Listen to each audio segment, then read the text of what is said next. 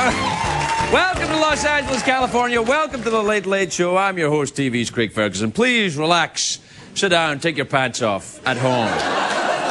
Cover yourself in ice cream or... No, ice cream, yeah.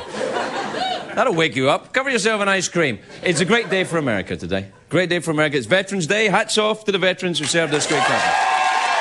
Thank you. Thank you to the veterans. Also, thank God it's Friday. Thank God it's Friday. I am genuinely tired. I mean, I'm really tired. I worked hard this week, and it's not often I work. If you know me, anybody that knows me knows I don't work that hard. Normally, I kind of stroll in here around noon, I have a nap, eat a wheel of cheese, fire somebody, then meander. I meander in a nice way, friendly way. You're fired, and then I'm nice about it, and then I meander out here, you know, and I ramble on about a bunch of crap, and then I sit down and we figure something out. But last night, after the show here, I rushed over to the Beverly Hilton Hotel to host the Britannia Awards show. Now, if you don't know what that is, that's the British Academy of Film and Television Arts. They give out some awards. It's basically a bunch of British people who every year honour achievement in cinema. And they're extras from Chariots of Fire who came here... They came here in the early 1980s for their big movie careers, which didn't work out, and they don't have the plane fare home, so they founded the Academy instead. And it's... yeah, I'll be doing that again. And...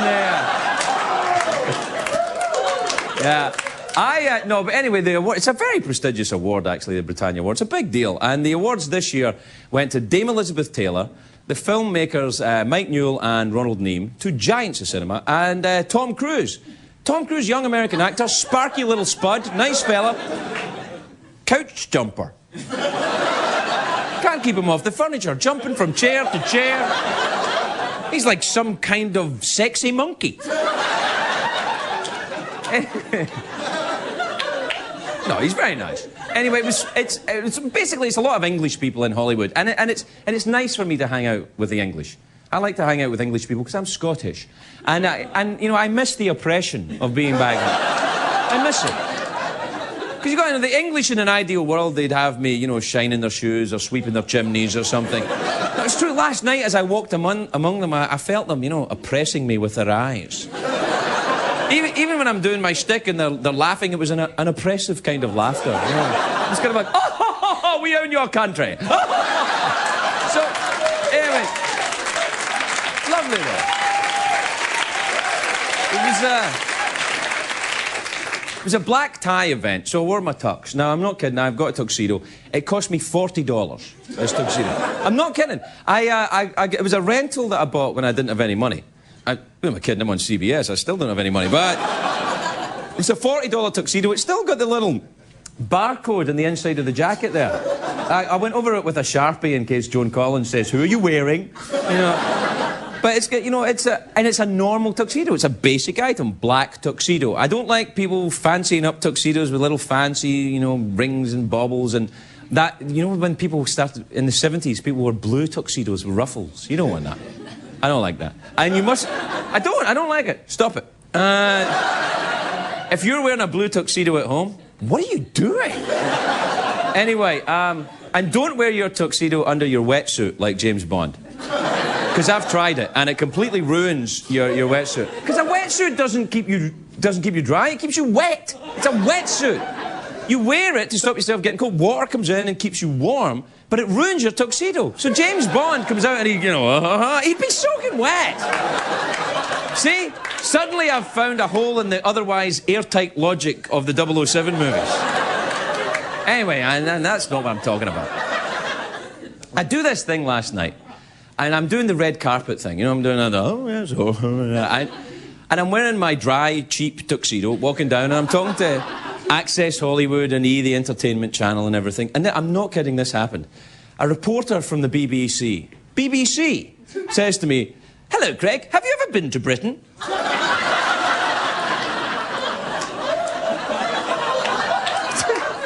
not kidding. I said, "No, I haven't. I'm very much looking forward to it." Anyway, I get out there and I've been doing my little thing in front of the crowd. And there was a menacing air about this crowd last night. Menacing. Because the dinner was delayed. The dinner was late. People were hungry, cranky. You know. A guy, I'm not kidding, a guy at the back started, when I was on, he started yelling, "Food!" Yeah, no, true. And they were singing hymns up at the back. They were hungry. See, I think it must have taken them much longer than expected to undercook the chicken. And it was truly awful food. I mean, awful. Awful food, and very small portions. And they...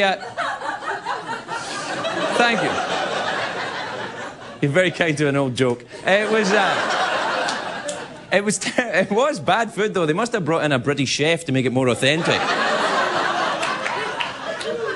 Well, I'm lying? Anyway, there was nothing to eat for 2 hours, these people, and it was an open bar. So these people are hammered. I mean, hammered and surly. You know, but, you know, that was the only way to eat British food anyway. But they were very drunk, these people. I mean, it made an Irish wake look like a tea party. They were drunk. By the way, I should say that the Irish and the Scottish have a reputation as big drinkers, but if you can drink with a Welshman, you're an alcoholic. I'm not kidding. You're an alcoholic. If you can drink with a Welshman, you're an alcoholic. Being Welsh, you're basically cirrhosis in shoes. That's it. Sometimes not even shoes. If you're Welsh, that's enough to get you into the Betty Ford Clinic. Right, just, I'm Welsh. Quick, in the door, quick! But anyway, there was a lot of British actors there last night, very distinguished. And British actors are very good. They bring dignity to any role. Any role, anything at all a British actor does is good. Dignity to it. You know, like, dude, where is my car? Seriously. Seriously, I'm very concerned. I have no idea where my car is. I've completely forgotten. Dude, sweet. Yes. Sweet. Dude. You,